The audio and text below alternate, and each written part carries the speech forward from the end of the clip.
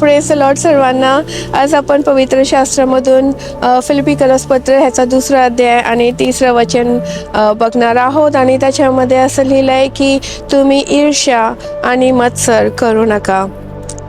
तर आपल्यामध्ये ईर्ष्या आणि मत्सर केव्हा उत्पन्न होते? जेव्हा लोभ येतो किंवा आपण इतरांबरोबर स्वतःची तुलना करतो, तेव्हा ईर्ष्या उत्पन्न होते.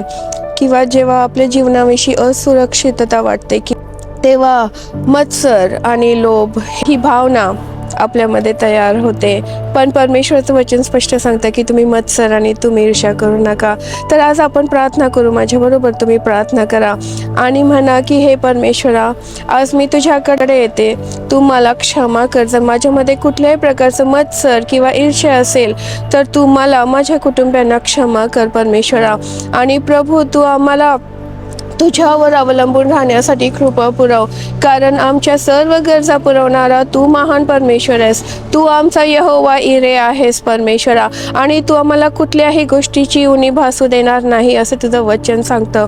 आणि परमेश्वरा, मी तुझ्याकडे प्रार्थना करते प्रभू की तू आम्हाला मागण्या आणि कल्पनापेक्षा अधिक देणारा परमेश्वर आहे. या वचनावर भरोसा ठेवून प्रभू येशू, आजपासून परमेश्वरा मी माझ्या सर्व गरजा, माझ्या सर्व अपेक्षा मी तुझ्या चरणी ठेवते परमेश्वरा. आणि हे विश्वास मी धरते प्रभू की तू माझ्या सर्व गरजा पुरवशील परमेश्वरा.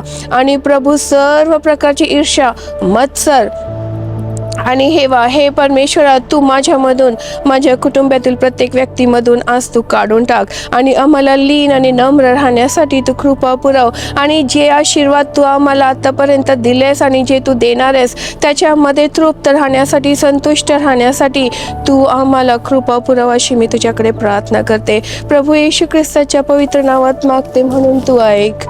आमेन. विश्वास ठेवा, आपला परमेश्वर गरजा पुरवणारा परमेश्वर आहे. आणि तो नुसतं गरजाच नाही पुरवत, पण तो मागण्या आणि कल्पनेपेक्षा अधिक देणारा परमेश्वर आहे. परमेश्वर तुम्हाला बरकत देईल, परमेश्वर तुम्हाला भरपूर समृद्धी देईल, परमेश्वर तुम्हाला कुठल्याही चांगल्या गोष्टीची उणीव भासू देणार नाही. परमेश्वर जाणतो तुमची काय गरज आहे, तो तुमचे अश्रू बघतो, तो तुमची प्रार्थना ऐकतो. ते अद्भुत कृत्य करेल परमेश्वर तुमच्या जीवनामध्ये. आणि परमेश्वर तुम्हाला भरपूर आशीर्वादाने भरेल, तुमच्या आणि तुमच्या कुटुंबातील प्रत्येक व्यक्तीला. तर परमेश्वरावर भरोसा ठेवा.